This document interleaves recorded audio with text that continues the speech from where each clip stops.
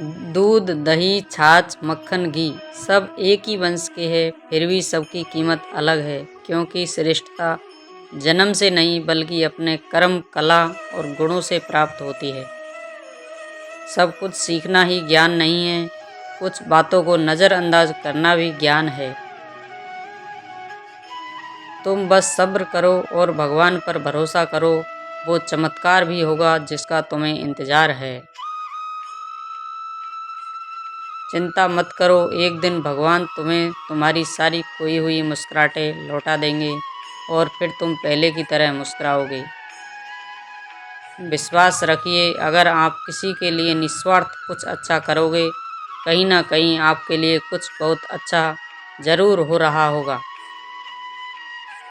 लोग कीचड़ उछाले तो परवाह ना करो, इंसान केवल वही दे सकता है जो उसके पास होता है।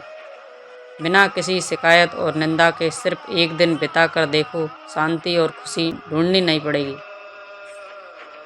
लोगों को इस बात से कोई फर्क नहीं पड़ता कि आप खुश हो या नहीं हो, फर्क बस इस बात से पड़ता है कि आप उन्हें खुश रखते हो या नहीं।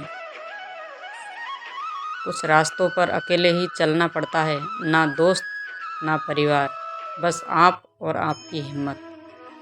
कभी कभी थक कर लोग वैसे ही बन जाते हैं जैसा होने का दुनिया उन पर इल्ज़ाम लगाती है। पागल होना भी ज़रूरी है, जिंदगी में समझदार लोग कहाँ खुल के हंसते हैं। हमारे लिए कोई भी व्यक्ति कितना भी सुंदर या आकर्षित क्यों न हो, लेकिन जीवन में आने के बाद मन उससे हट जाता है। इसीलिए कभी किसी को बार बार देखने को मन तरसता था, तो आज उसे देखने का मन नहीं करता है। कभी उसकी बातें मीठी लगती थी, आज उसकी बातें चुभने लगती है। यहाँ दोष रिश्ते का नहीं, मन का है, क्योंकि मन बहुत जल्दी ऊब जाता है। उसे जब तक वो नहीं मिलता तब तक उसके लिए वो सोना है, लेकिन जैसे ही वो मिल जाता है उसके लिए वो सब मिट्टी हो जाता है। जिंदगी बोझ तब लगती है जब हर कार्य को ये सोचकर करते हैं कि इसे मैं कर रहा हूँ, बल्कि ये सोचे इसे ईश्वर करा रहे हैं। जल्दबाजी में किया हुआ विश्वास, मेहनत के बिना लगाई गई आस, इन दोनों का परिणाम धोखा ही होता है। जब तक हमारे पास कुछ धन है, संपत्ति है, कुछ गुण है, कुछ योग्यता है, तभी तक दुनिया हमारा आदर करती है। जब तक कोई मुँह पर बात न कहे, यही समझना चाहिए कि उसने कुछ नहीं कहा है। परिवर्तन प्रकृति का नियम है। नफरत का खुद का कोई अस्तित्व नहीं होता है, वह केवल प्रेम की गैर हाजिरी का परिणाम है। त्याग के बिना कुछ भी पाना संभव नहीं, क्योंकि एक सांस लेने के लिए भी पहली सांस छोड़नी पड़ती है। रात नहीं होगी तो सुबह का महत्व नहीं होगा, दुख के बादल नहीं आएंगे तो सुख का अनुभव नहीं होगा। जिस दिन आपने यह परवाह छोड़ दी कि लोग आपके बारे में क्या सोचते हैं, समझो उस दिन से आपने ज़िंदगी का आनंद लेना शुरू कर दिया। तुम्हें खुद को तैयार करना होगा, खुद की प्रकृति के लिए। मुझे समझे, काश मुझे वो समझे। इसमें आधी उम्र निकल जाएगी। जिन्हें समझना होगा वो दूर होकर भी साथ देगा, जिन्हें निभाना ही नहीं है वो रहकर भी बहाने ढूंढेगा। अच्छा है कि खुद के प्रयासों के साथ आगे बढ़ा जाए।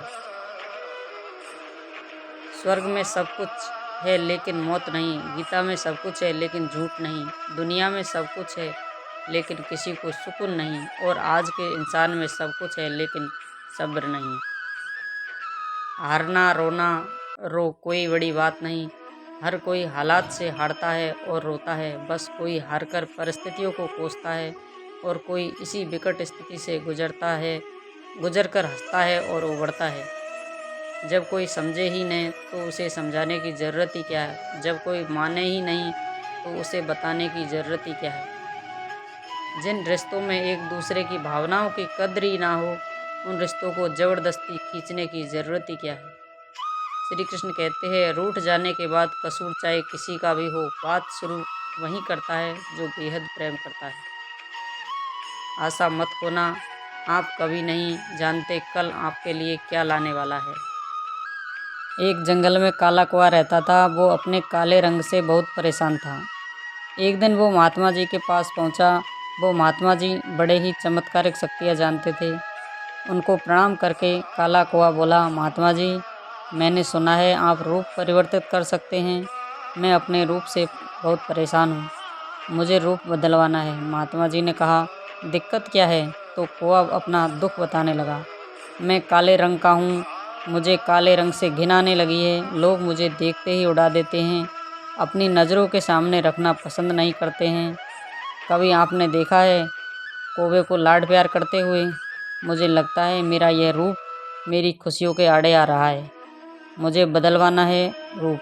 महात्मा जी ने कहा, ठीक है, तुमने क्या सोचा है, क्या बनना चाहते हो? कौवे ने कहा, मुझे हंस बना दो। बस इतनी सी बात? अभी बना देता हूँ, लेकिन हंस बनने से पहले एक बार हंस से जाकर मिल लो और उससे पूछ लो कि क्या वो अपने जीवन में खुश है या नहीं। कौवे ने कहा, बात तो सही है। कौवा उड़ता हुआ हंस के पास पहुंच गया और बोला कि मित्र, मैंने सुना है कि आप बहुत खुश हैं क्योंकि आपके पास सफ़ेद रंग है। हंस ने कहा, तुमसे यह बेवकूफ़ी भरी बात किसने कह दी कि मैं बहुत खुश हूँ? सफ़ेद रंग ही तो मेरी दुख का कारण है। कौवे ने कहा कि सफ़ेद रंग से क्या दिक्कत है? इतना इतना प्यारा रंग है, मुझे तो बड़ा अच्छा लगता है। हंस ने कहा, तुमने देखा है कि जब लोग मर जाते हैं तो अर्थी उठाई जाती है, तो लोग अर्थी पर सफ़ेद चादर से ढका जाता है। ये भी कोई रंग है भला? सफ़ेद में बड़ा परेशान हूँ इस रंग से। मुझे मौका मिले तो मैं इस रूप को बदल लूँ। कौवे ने कहा, आप भी रूप बदलना चाहते हो? चलो एक महात्मा जी के पास, वो किसी का भी रूप बदल देते हैं। वैसे आप बनना क्या चाहते हो? हंस ने कहा, मैं तो तोता बनना चाहता हूँ क्योंकि तोते का शरीर कई रंगों से बना होता है। उसके बाद कौवा और हंस महात्मा जी के पास जाकर कहने लगे, हमें तो तोता बना दो। महात्मा जी ने कहा, ठीक है, मैं तुम्हें तोता बना दूंगा, लेकिन पहले तोते से मिलकर आओ। क्या वो अपने जीवन से खुश है? दोनों तोते के पास गए और बोले, तोते की तारीफ करने लगे, तुम तो बड़े खुश हो, बहुत से लोग तुम्हारी प्रशंसा करते हैं। तोते ने उदास होकर कहा, मैं अपने जीवन में खुश नहीं हूँ। ये हरा रंग देखो कितनी दिक्कत देता है और मैं खुश नहीं रहता। मेरे इस रूप की वजह से लोग मुझे पकड़ कर ले जाते हैं और अपने घर में पिंजरे में बंद कर देते हैं, फिर बुलवाते हैं। मैं तो बड़े परेशान हूँ इस रंग से। लोगों ने मुझे अपने मनोरंजन का साधन बना लिया है। मुझे मौका मिले तो रूप बदल लूँ। कौवा और हंस ने कहा कि भाई तुम हमारे साथ चलो, एक महात्मा जी है, वो तुम्हारा भी रूप बदल देंगे। तीनों उड़कर पहुँचे महात्मा जी के पास। मैं तो मोर बनना चाहता हूँ। तीनों ने कहा, हमें मोर बना दो। महात्मा जी ने कहा, ठीक है, चलो मैं तुम्हें मोर बना देता हूँ, लेकिन उससे पहले तुम मोर से मिलकर आओ कि वो खुश है कि नहीं। उसके बाद तीनों उड़कर मोर के पास चले गए। मोर से पूछा कि तुम बड़े खुश रहते हो, तुम बहुत खुशी होती है, दुनिया में कोई नहीं है, इतने सुंदर पंख है तुम्हारे, इतना सुंदर रूप है तुम्हारा, इतना अच्छा नृत्य करते हो। मोर ने कहा, भाई यही तो दिक्कत है, यही तो परेशानी है। तुम्हें एक आवाज़ सुनाई दे रही है? तीनों ने कहा, हाँ सुनाई दे रही है, ऐसा लग रहा है कि कोई इंसान हमारी तरफ आ रहा है। मोर ने कहा, यह खतरा है, उड़ जाओ। तीनों वहाँ से उड़ गए। मोर वहीं रह गया। एक तीर आ गया और मोर के लग गया। मोर छटपटाने लगा और उन तीनों से कहने लगा, सुन लो, जैसे हाल में हो उसी हाल में खुश रहो। मैं इतना सुंदर हूँ इसीलिए तो मारा जाता हूँ। मेरे पंख ले जाकर शिकारी बेच देता है। और मोर ने मरते दम तक कहा, सुनो कौवा, इस दुनिया में सबसे खुश हो तो तुम हो। वो कैसे? कौवा ने कहा, वो कैसे? मोर ने कहा कि तुमने सुना है कभी कोई इंसान कौवे का शिकार करता है? मुर्गी के बच्चों को खा लेता है, पर कौवे के कोई नहीं खाता है, और कोई भी कौवे को पिंजरे में नहीं रखता है। तुम्हारा शिकार भी नहीं करता है, तुम बहुत सुरक्षित हो, तुमसे किसी का मतलब ही नहीं है, तुम अपने हाल में हो, खुश रहो। लेकिन दिक्कत यह है कि तुम किसी से भी तुलना करने लगते हो। और दुखी हो जाते हो। ये कहानी इन पक्षियों की नहीं हमारी है। हम जिस हाल में हैं उस हाल में खुश रहना सीख लेना चाहिए। अगर तुलना करते रहेंगे तो तुलना का कोई अंत नहीं होता है। तुलना हमारे सुखों का अंत कर देती है। याद रखना, सूर्य और चंद्रमा दोनों का अपना महत्व है, लेकिन तुलना नहीं की जा सकती। दोनों में से जब जिसका समय आता है तब वही चमकता है।